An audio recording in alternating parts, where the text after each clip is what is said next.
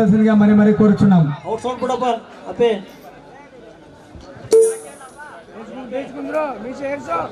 అదేవిధంగా గ్రామ మాజీ సర్పంచ్ అయినటువంటి ఆకాశ్ రెడ్డి గారిని స్టేజ్ మీదకి ఆహ్వానించాల్సిందిగా మరి కోరుచున్నాం. ఉప సర్పంచ్ అయినటువంటి కౌడికి కర్రప్ప స్టేజ్ మీదకి ఆహ్వానించాల్సిందిగా మరి కోరుచున్నాం. అదేవిధంగా సిబి లక్ష్మయ్య స్టేజ్ మీదకి ఆహ్వానించాల్సిందిగా కోరుచున్నాం. అదేవిధంగా ఎంపీటీసీ ఈ యొక్క కార్యక్రమాన్ని రూపర్ కటింగ్ తో కత్తిరించాల్సిందిగా శుభమంగళతో స్టార్ట్. గ్రామ సర్పంచ్ చేతుల మీదుగా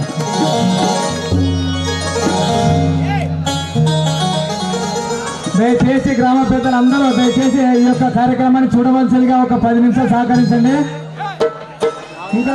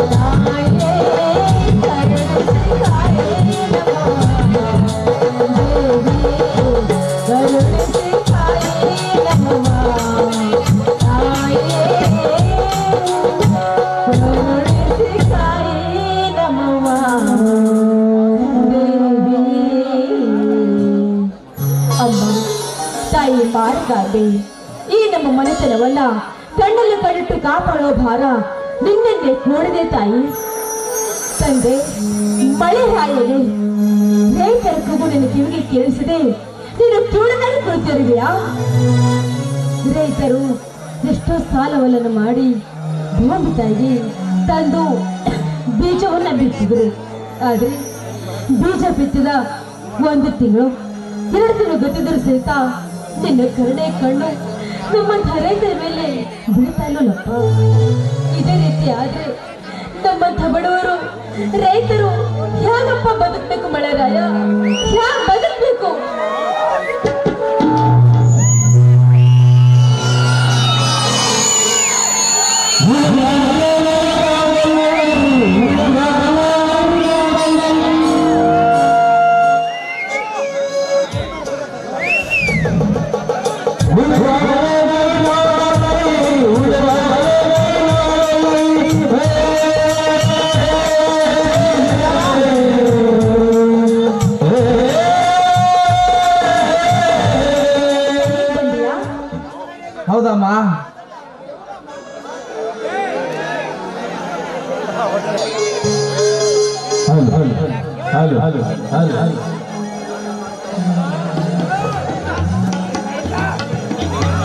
ತಂಗಿ ನಿರ್ಮಲಾ, ತಂಗಿ ನಿರ್ಮಲಾ. ಅಣ್ಣ ಹೊಲದಿಂದ ಈಗ ಬಂದಿಲ್ಲ? ಹೌದಮ್ಮ, ಹೊಲಕ್ಕೆ ಹೋಗಿ ಬಂದೆ. ಹೊಲದಲ್ಲಿ ಹೋಗಿ ಕುಳಿತು ಬತ್ತಿದ ಪೈರನ್ನ ನೋಡಿದರೆ ರೈತನ ಒಳಗೆ ಬೆಂಕಿಟ್ಟಂಗಾಗುತ್ತಾನಮ್ಮ, ಬೆಂಕಿಟ್ಟಂಗಾಗುತ್ತಾನೆ. ಪ್ರೇಮಿಯಲ್ಲಮ್ಮ ತಂಗಿ, ಸತ್ತ ಮೇಲೆ ಹೋಗರೇನು, ಸತ್ತ ಎಡಕ್ಕೆ ಸಿಂಗಾರ ಮಾಡಿದೆನು, ಯಾವದಕ್ಕ ಪ್ರಯೋಜನ ಇಲ್ಲ. ದಿನನಿತ್ಯ ರೈತರ ಆತ್ಮಹತ್ಯೆಗಳು ಜಾಸ್ತಿ. ಇದನ್ನೆಲ್ಲ ಕಂಡು ನಮ್ಮಂತ ಬಡ ರೈತರನ್ನ ಕೂಡ ಏನು ಹಾಕಿಕೊಂಡು ಸಾವಿರ ಶರಣಾಗಬೇಕನ್ನಿಸ್ತದಮ್ಮ. ಅಣ್ಣ ಮನಸ್ಸಿಗೆ ತಾಪ ಮಾಡ್ಕೋಬೇಡಣ್ಣ. ಮಳೆ ಆಗಲಿ ಅಂತ ಮನಸ್ಸಿಗೆ ತಾಪ ಮಾಡ್ಕೋಬೇಡ. ಇಂದಲ್ಲ ನಾಳೆ ಆದ್ರೂ ಈ ರೈತರ ಕೂಗು ಆ ಮೇಘರಾಜನ ಕಿವಿ ಕೇಳಿ ಕೇಳ್ತದಣ್ಣ, ಕೇಳಿ ಕೇಳುತ್ತಾನೆ.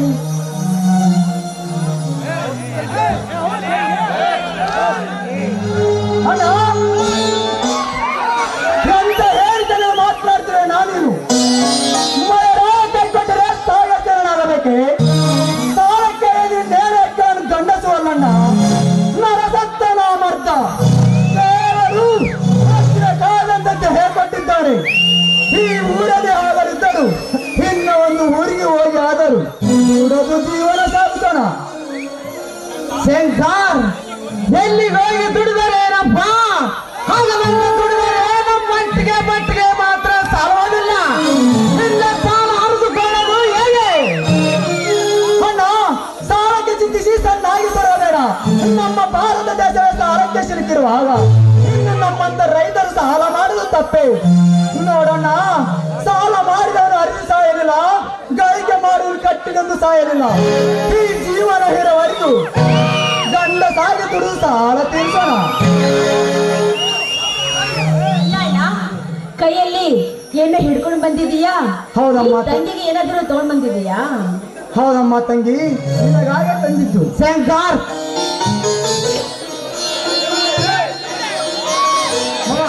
ಏನ್ ತಂದಿದೀಯಾ?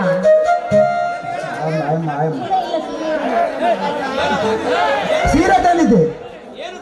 ಏನ ತಂದೆ ಶಂಕರ್?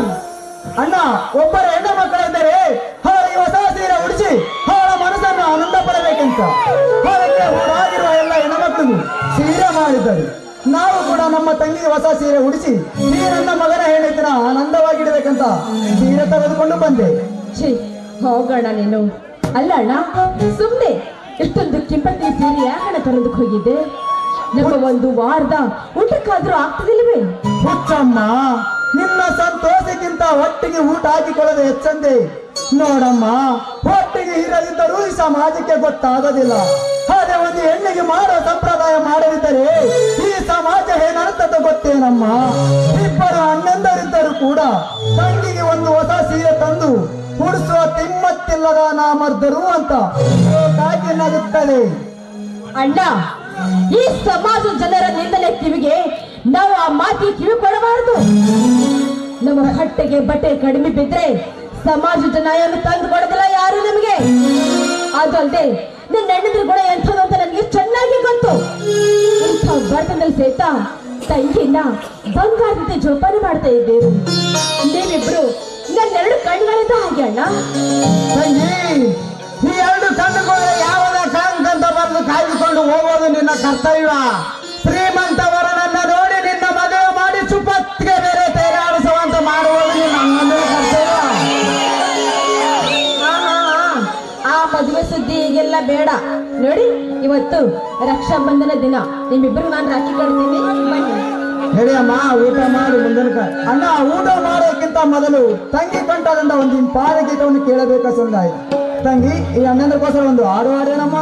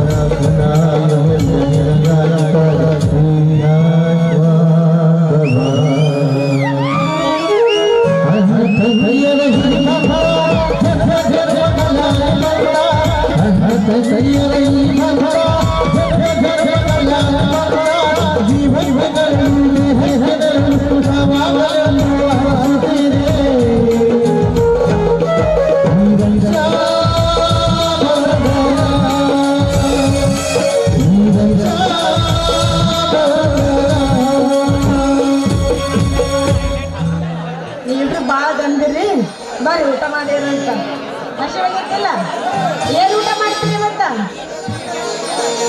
ಅಣ್ಣ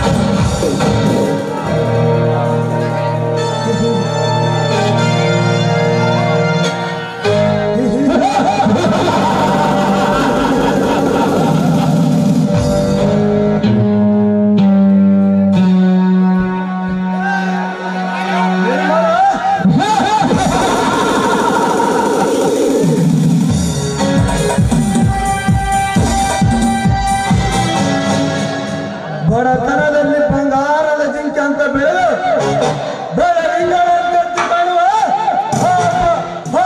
ಶಿವ ಶಂಕರರ ಮುದ್ದಿನ ತಂಗೆ ನಿರ್ಮಲ.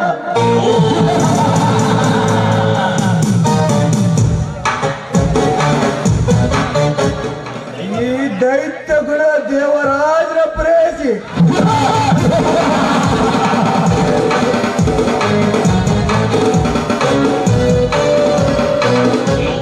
ನಿರ್ಮಲ ನಿರ್ಮಲಗಳ ನಿನ್ನ ಮಾನಸನ ನಿರ್ಮಲ ಮಾಡ ಮರ್ಯಾದೆ ಗಂಟು ಬರುತ್ತ ನಿನ್ನ ಮರ್ಯಾದೆ 3 ತಾಸಿಗೆ ಮಾನಸ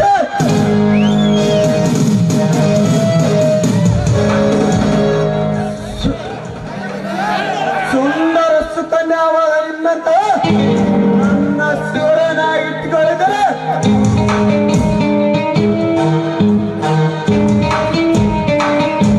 ನನ್ನ ಹೆಸರು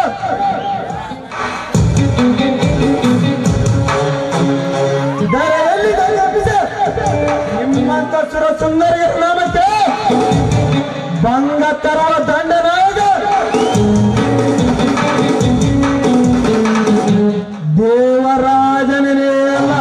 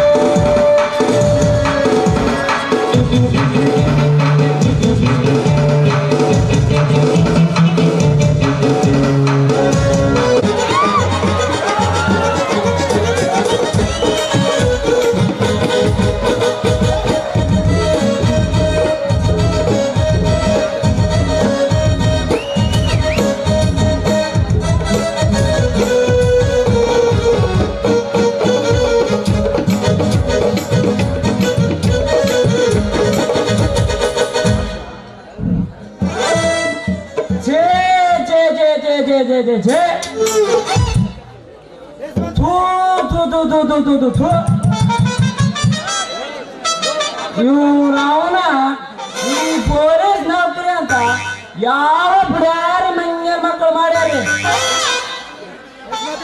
ನಿನ್ನೆ ಬೆಳತನ ಎಣ ಕಾಯ್ದವ್ರು 5 ಗಂಟೆ ತನ ಡೇ ಡ್ಯೂಟಿ ಮಾಡಿ ಮನೆಗೆ ಹೋಗ ಅಂದರು.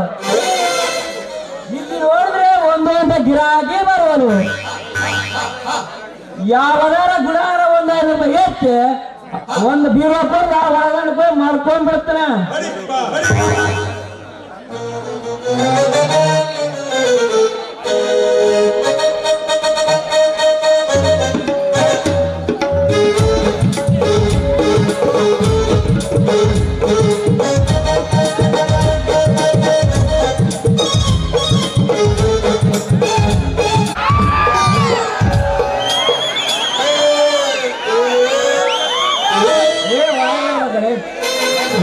ಯಾವ ಮಗಳ ಗೌರಿ ಗೌಡ್ದವ್ಳು ಮಾರವ ಸೌಕರ್ ಮನೆ ಮುಟ್ಟೋದ್ರೊಳಗ ಯಾವತ್ತಾಗುತ್ತೋ ಏನ. ನಮಸ್ಕಾರ ರೀ.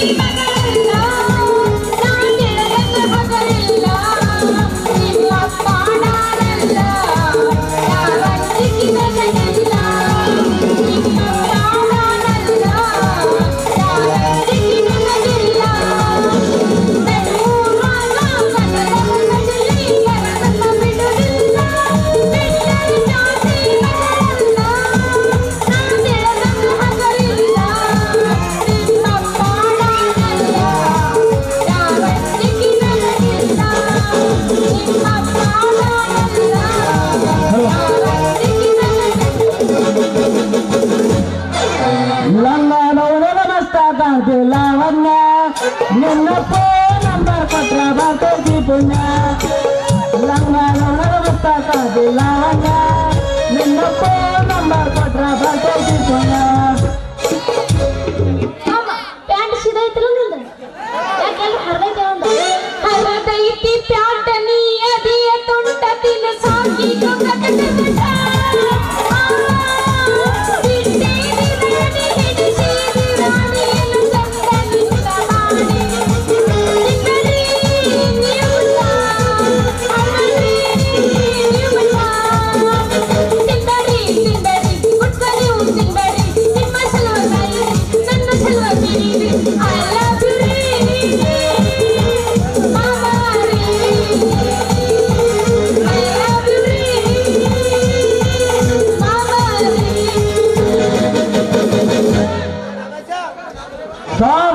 ಸ್ಟಾಪ್ ಹೆಡ್ಲಿಗೆ ಒಂದೈತ್ರಿ ಸವಾರಿ ಹೋಗಂಗಿಲ್ಲ ನೀನು ಹೋಗಂಗಿಲ್ಲ ಏಯಪ್ಪ ಬಂದ ನಿನ್ ಹಿಂದೆ ನಡೆದು ನಾವು ಸಾಕ ಹೋಗಿತ್ ನೋಡು ನಮಸ್ಕಾರ ರೀ ಸಾಹೇಬ್ರ ನಮಸ್ಕಾರ ಹೇ ಹುಡುಗ ಏನ್ ನಿನ್ನ ಹೆಸರು ನನ್ನ ಹೆಸರು ಮುರುಗೇಶ್ ಅಂತಾರೆ. ವಯಸ್ಸು ಎಷ್ಟು 60 ವರ್ಷ ರೀ. ನನ್ನ ಮಗಳಿಗೆ ಅಲ್ಲ ಅದನ್ನೆಲ್ಲ ಯಾಕೆ ಹೇಳಕತ್ತೀರಿ ನೀವು ಮುಚ್ಚು ಬಾಯಿ ಸಗತ ತಗಲು ಒಂದಿಟ್ಟಂದ್ರೆ ಬರಬೇಕಾದ್ರೆ ನೀರಾಗ ಹೊರಗಿತ್ತು ನಾನಂದ್ರೆ ಯಾರ ಮಾಡಿ ಪೊಲೀಸ್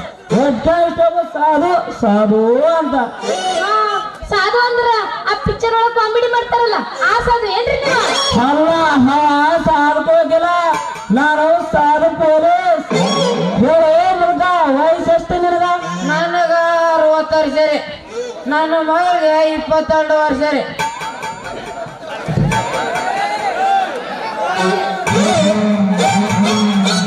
ಇಪ್ಪತ್ತೆರಡು ವರ್ಷ ಹಂಗಂದ್ರೆ ನಿನ್ನ ಮಗ ಮದುವೆ ಮಾಡಿ ಏನ ಇಲ್ರಿ ಇನ್ನು ಮದುವೆ ಆಗಿಲ್ರಿ ಇನ್ನು ಹುಡುಕಾಕತ್ತೀವಿ ಎಲ್ಲಿ ಸಿಗ್ತಾರ ಅಂತ ಮುಗಿದ್ಬಿಡ್ರಿ ನಿಮ್ ಕಾದೆ ನಿಮ್ಮ ಒಬ್ಬನ ಗಂಡ ನೋಡಿ ಮದುವೆ ಮಾಡಿದ್ರಾಗ ನಿಮ್ ವಿಚಾರ ಆಗಿರ್ತೀರಿ ಎಲ್ಲಿ ನಿಮ್ದಾಗ ನಮ್ಗೆ ಸುತ್ತೆ ಲೈಸೆನ್ಸ್ ಕೊಡ್ರಿ ಲೈಸೆನ್ಸ್ ಅಲ್ರಿ ಲೈಸೆನ್ಸ್ ನಾವೇನ್ ಗಾಡಿನೇನಾದ್ರು ತಂದಿಲ್ಲ ಲೈಸೆನ್ಸ್ ತೋರ್ಸಕ.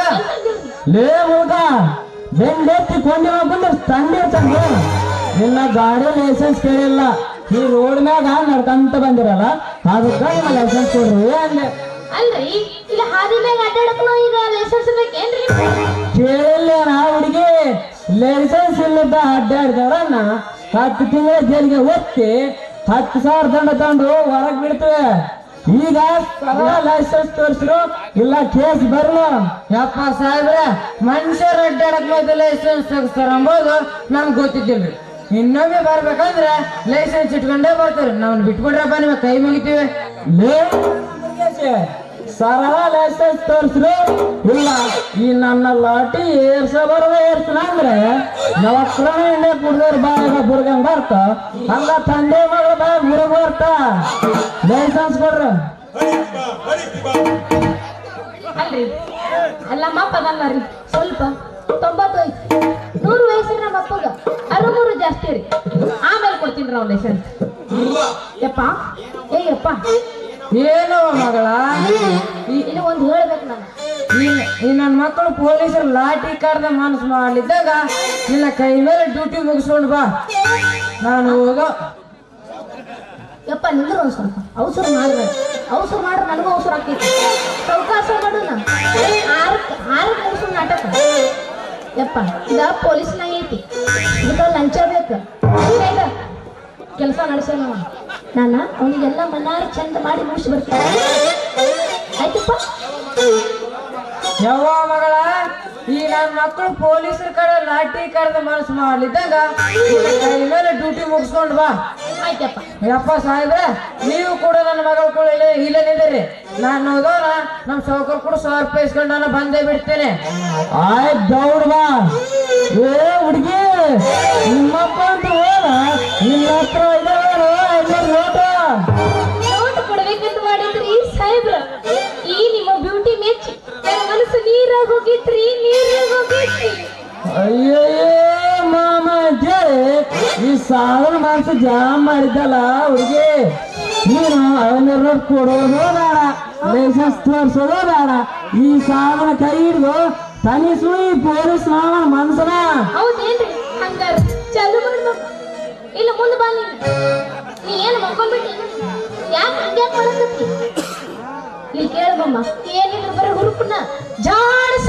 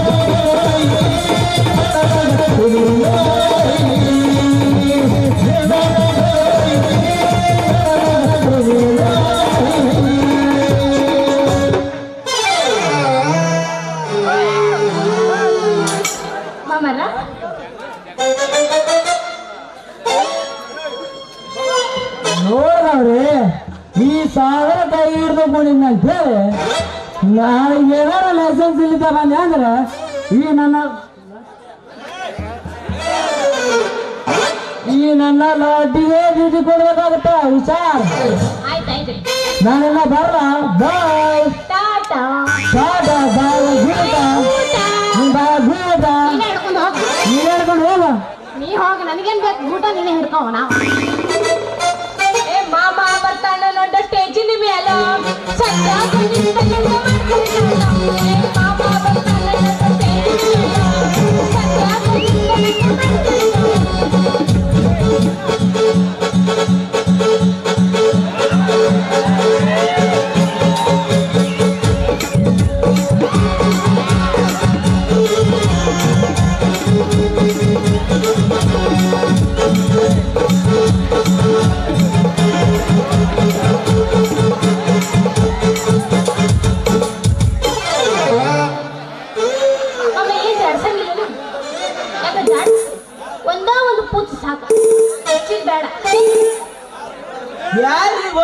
ಯಾರಿವಳು ಸ್ಟೇಜಿನಲ್ಲಿ ನಿಲ್ತವಳು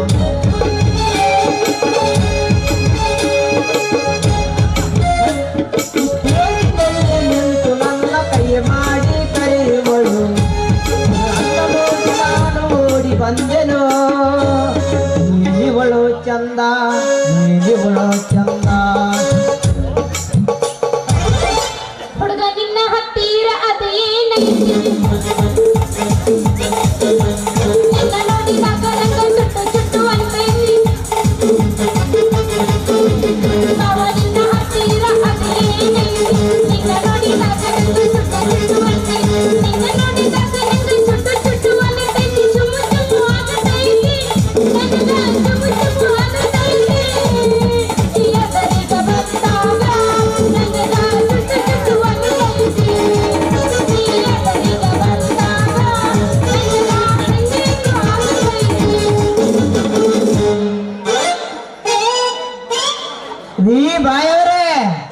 ನೀವು ಕರೆದಾರಂತ ಯಾರು ಹೇಳಿದ್ರು? ನಾನು ಹಂಗ ಹಡ್ಕೊಂತ ಬಂದೇನ್ರಿ. ಯಾಕೋ ಜೋಕುಮಾರ್ ಹೇಳ ಜೋಕುಮಾರ್ ನಾ ಯಾಕೆ ನಿನ್ನ ಕೈ ಮಾಡಿ ಕರ್ಲಿ ಚಂದ ಚಲುವ ನೋಡ ನಿನ್ನ ಕಮ್ಮನ ಮಾರಿ ನಾನು ನೋಡಿದ್ರೆ ನಿನ್ನ ಸನೇಕ ಸಹಿತ ಬರ್ತದಲ್ಲನ್ರಿ. ನನಗೇನಾಗಿತ್ತಪ್ಪ ಅಂತದ್ದು ಸರಿಯಾಗಿ ಬರ್ಲಾರ್ದಂತೆ ನನಗೇನಾಗಿತ್ತು ನನ್ನ ಮರಿಗೆ ಏನಾಗಿತ್ತು ಹಿಂದಕ್ಕ ನಮ್ಮವ್ವ ಇದ್ದಾಳ್ರಿ 3 ವರ್ಷದಿಂದಲೇ ಮ್ಯಾಕ ಹೋಗಿದ್ದಾಳ್ರಿ.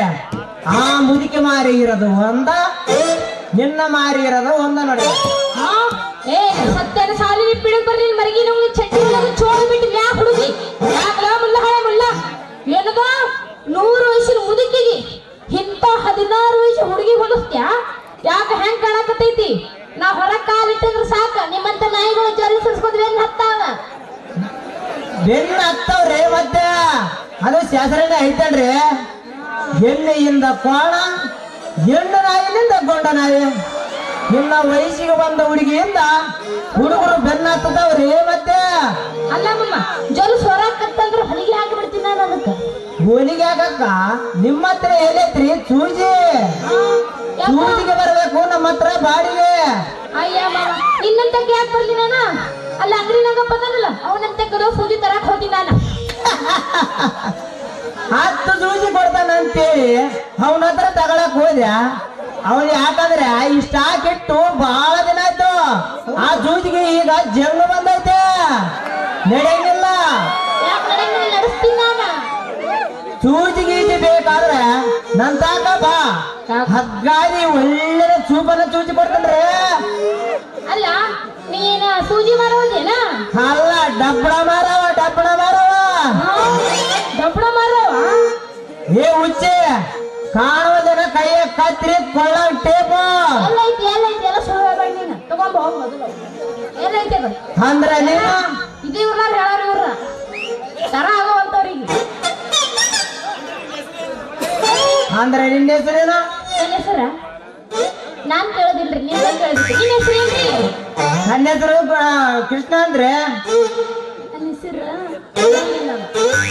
ನನ್ನ ಹೆಸರು ತಗೊಂಡ್ ನೀವೇನ್ ಮಾಡ್ತೀರಿ? ಹಂಗಾರ ನೀವು ಟೇಲರ್ ಏನ್ರಿ? ಹೌನ್ರಿ. ಅವ್ವ ನಮ್ಮ ಅರ್ಬಿ ಅದು ತಂದ್ಕೊಡ್ಲಿ. ನಮ್ಮ ಅರ್ಬಿ ಅದು ತಂದ್ಕೊಡ್ಲೇನ್ರಿ? ಅಲ್ಲ ಹಾ ಗೌರಿ, ಈಗ ಬಿದ್ರೆ ನನ್ನ ತೋಳಾಗ ಜಾರಿ, ಬೊಂಬೆರೆ ಕೋಡು ಚುಚ್ಚಿದ್ರೆ ಅರಿತೈತಿ ನಿನ್ನ ಸೀರೆ. ಬಾರಿ ನನ್ನ ನಾಟ್ಯ ಮಯೂರೇ. ಮಾಮ ನೀನು ಆ ಕಡೆ ಈ ಕಡೆ ಯಾಕೆ ನೋಡಕತ್ತಿ? ಸರಿ ಸರಿ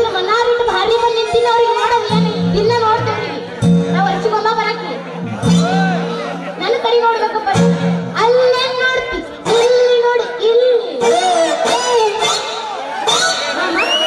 ಹುರುಪ್ನ ಹೊಡಿ ಒಂಬತ್ತ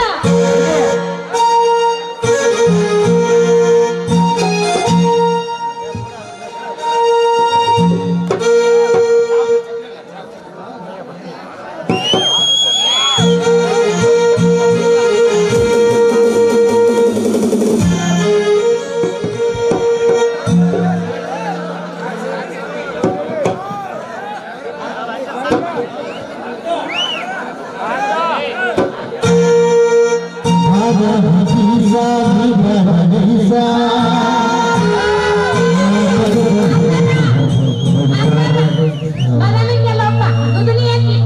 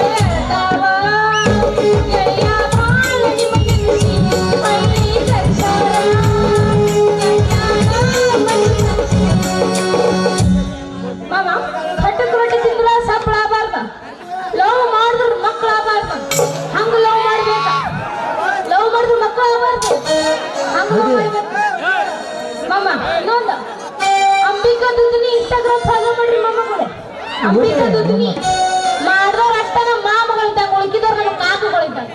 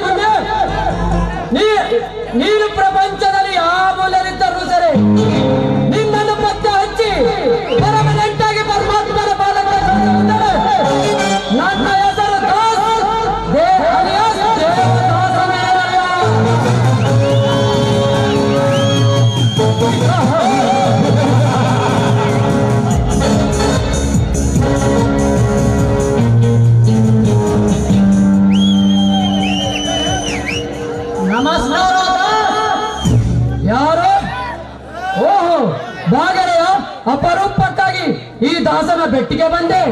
ಹಾಗೇನಿಲ್ಲ ದಾಸ್, ಒಂದು ವಾರದ ಹಿಂದೆ ಬೆಂಗಳೂರಿನಲ್ಲಿ ಪೊಲೀಸ್ ಇಂಟರ್ವ್ಯೂ ಕರೆದಿದ್ದರು. ಅಲ್ಲಿಗೆ ಹೋದೆ. ಅಲ್ಲಿ ಪರೀಕ್ಷೆಯಲ್ಲಿ ಮೆಡಿಕಲ್ ನಲ್ಲಿ ಪಾಸ್ ಆದೆ. ಆದರೆ ಯಾಕೋ ವಿಜಯ್, ಮುಂದೆ ಏನಾಯಿತು? ಎಲ್ಲದರಲ್ಲೂ ಫಸ್ಟ್ ರ್ಯಾಂಕ್ ಪಡೆದ ನನಗೆ 2 ಲಕ್ಷ ರೂಪಾಯಿ ಲಂಚ ಕೇಳಿದರು. ಬಡವನಾದ ನನಗೆ ಅಷ್ಟೊಂದು ದುಡ್ಡು ಕೊಡುವುದಕ್ಕೆ ಆಗುವುದಿಲ್ಲ. ಅಲ್ಲಿಂದ ಕತ್ತು ಹಿಡಿದು ಹೊರ ನೂಕಿದರು ದಾಸ್, ನನ್ನನ್ನು ಹೊರ ನೂಕಿದರು.